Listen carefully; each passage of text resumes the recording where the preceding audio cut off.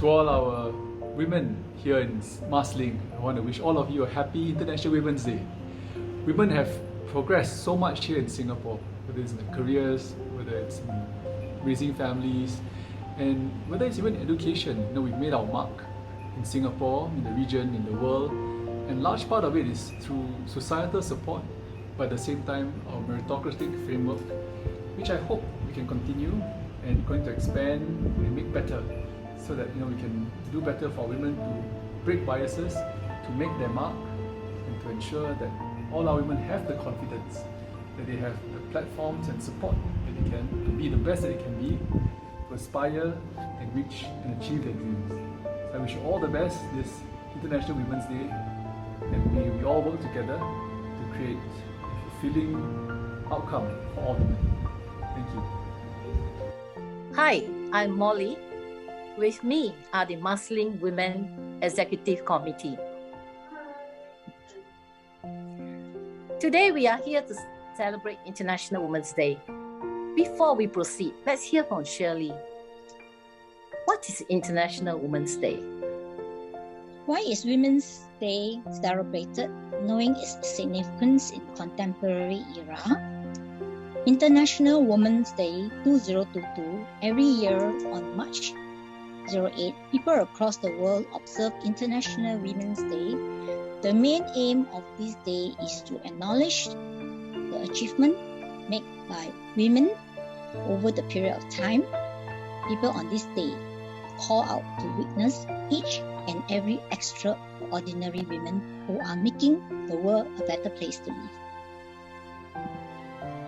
Here we are celebrating International Women's Day with the theme, Together We Break the Bias. But it symbolizes that collectively we are more inclusive and achieve better outcomes. How should we step forward to break the bias? One of the self-reflection should be, we as women, are we unconscious? Do we have unconscious biasness? And are we aware of unconscious bias? Let's hear from Annie, Angela, and Jenny. These are brought down from the past. In workplace, there are jobs that women are not hired to, or not considered up for promotion. The perception is that women are not capable, calculative, and slow in decision making. Stigma that married women are less productive, and tendency of taking leave either to take care of their families, and high possibility of maternity leave. Conscious gender bias affects all women across the workplace. People are naturally biased. If we categorize people according to criteria such as weight, age, gender, accent, level of education, etc., our minds are so ingrained with biasness. So, how do we combat biasness? How do we combat unconscious gender bias? An effective way is to continually questioning the assumptions we are making about others based on how they look, who they are, and how they present themselves. We must practice mindfulness. Yes, be more mindful and aware of any subconscious biases or stereotypes we may have. That is especially surfaced when we speak.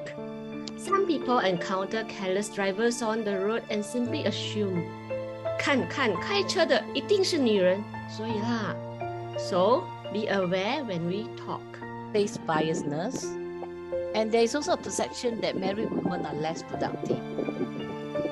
Very important, we need to challenge assumptions and very mindful of our comments and behavior.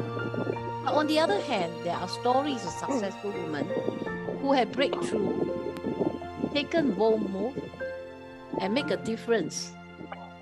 One of these women is extraordinary and respectable is Shirley Torre. She's the founder of Moms at Work, and she founded it in the year 2010. Moms at Work champion flexibility for working women to balance work and family. Shirley also started Momspreneur to help mothers start small business at home. Today, Moms at Work have 48,000 women members. So what are the other stories of successful women that has taken bold move? Let's hear from Stella, Sarah, and Lechmi. Very true, Molly. Madam President is an example of a woman who breaks bias. Madam President, Madam Halimah Yacob, has scored many firsts. She is the first female Speaker of Parliament, the first female President of Singapore. Madam President advocated for companies to embrace gender equality, especially on offensive remarks against women. Madam President is passionate about training for older and less fortunate skilled workers, caring for elderly and mentally ill, support flexible working arrangements, family care leave to improve work-life balance, fought for equal medical benefits for women civil servants. Share in Tamil. திருமதி ஹலிமா யாக்கோப் ஒரு முன்மாதிரி பெண்மணி. அவர் ஒரு வக்கீலாக பணிபுரிந்து பின்னர் அரசியல் மூலம் அமைச்சரானார். அவர் நாடாளுமன்றத்தில் மூத்த அமைச்சராகவும் இருந்து பின்னர் 2017 ஆண்டு முதல் பெண்மணியாக சிங்கப்பூரின் அதிபராக திகழ்கிறார். அவர் சிங்கப்பூரில் பெண்களுக்காகவும் பெண்களின் மரியாதைக்காகவும் பெண்களின் நலனுக்காகவும் குரல் கொடுத்துள்ளார். இன்று அவர் சிங்கப்பூரில் ஒரு பெண் அதிபராக திகழ்கிறார். An amazing woman whom I know is Mrs. Santa Bhaskar. She is a multicultural artist who dedicated her life to the arts till her last breath. She trained and performed multiple classical Indian dance forms, one of which Mr. and Mrs. Bhaskar introduced, Kathakali, which was introduced the first in Singapore. This art form is full of eye movement and body movement. It has plenty of facial expressions. It is just like Chinese opera. This dance was later well received by artists. She performed and choreographed a number of dance productions at the University of Singapore, and she incorporated elements of Thai, Chinese, and Malay dances. An amazing woman who spent her life to the arts took her last bow on February 26, 2022, when she was attending the Bhaskar's 70th anniversary, when she fell ill and passed on. She carried her living arts to the next generation to carry on. For her contributions, she received Singapore Cultural Medallion in 1990 and was inducted to the Women Hall of Fame on 8th of March 2020 by Madam President, Madam Halimah Yacob. I am happy to speak about her. To an amazing woman, I salute her. So hearing these three amazing stories of women who are bold to step forward and make a difference will somehow inspire us to overcome barriers and the desire to be more empowered and also be heard. But looking at ourselves and looking at the committee perspective, I would like to ask Andrea, Leela, and Rosie, what is your motivation and how can you contribute in this journey of breaking the bias?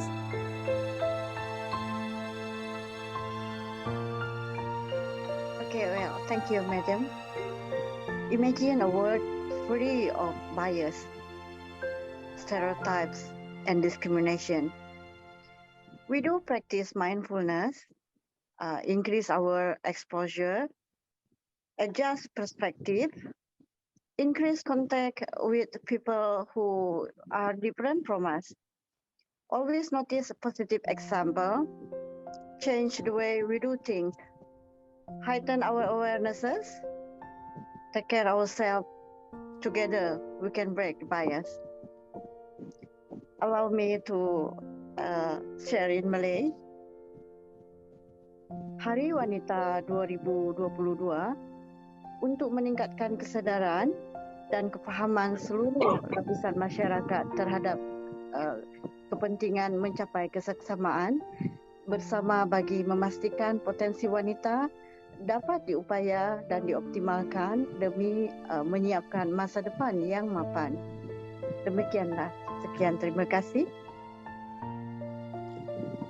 For me, I find meaning in helping women to be aware of their rights, and that motivates me in my work.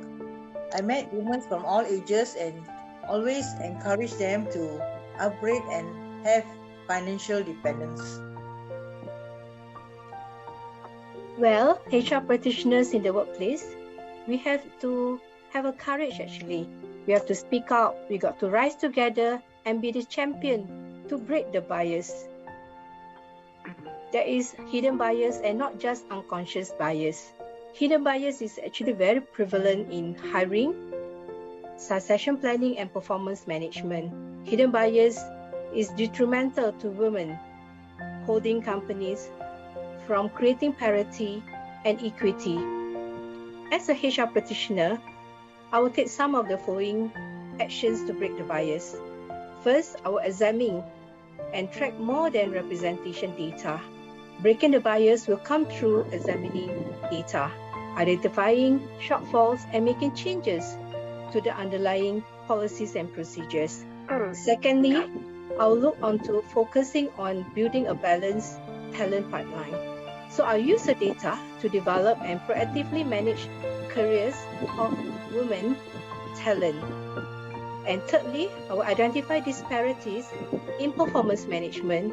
I will implement and communicate a well-defined performance management process. Well, for the organization, we have to move rapidly towards true equity and by identifying the needs, mitigating and breaking bias together. Thank you. Is that we have to make informed decision and speak out if we notice their biasness. But then if we look at every individual in our daily journey, how can we break the bias?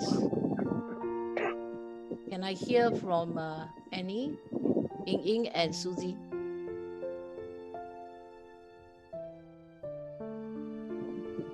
For me, Molly, I'll be a gatekeeper to ensure no biasness in the appraisals and rewards for female employees. And it needs to derive a good tracking system to break the bias. I will advocate and remind mothers to self-check and not to prefer sons to daughters. Mothers must influence their daughter to excel. 女儿也可以很棒的。Parents to influence their sons to respect women. Father to be a role model at home, showing sons how to respect their wives and their daughters. Sometimes we assume that younger generation is not capable to take up heavy responsibility. After reading the article on the 21-year-old young lady from Marsiling taking care of her 6 siblings, I was convinced to challenge the assumption. When her late father passed on from a vehicle accident and her mom abandoned the family, she took over the role of dad and mom to take care of those 6 younger siblings. She managed between her job and family in addition to the finances. She was bold to overcome. Do not assume and be biased. On the 45 minutes discussion, we do agree that there is workplace bias. And we also know that being bold, to make a difference, women must be bold, must take a step forward. Very important, we have to challenge assumptions. And at the same time, we need to empower more women to optimize their full potential and stay happy. But all these must come with action. The action to step forward, the action to step up, and let's pledge the action for her. We, the Marsiling Women Executive Committee, pledge to create a support network for the Marsiling women residents. Together, we break the bias. We wish all Singapore women Happy International Women's Day.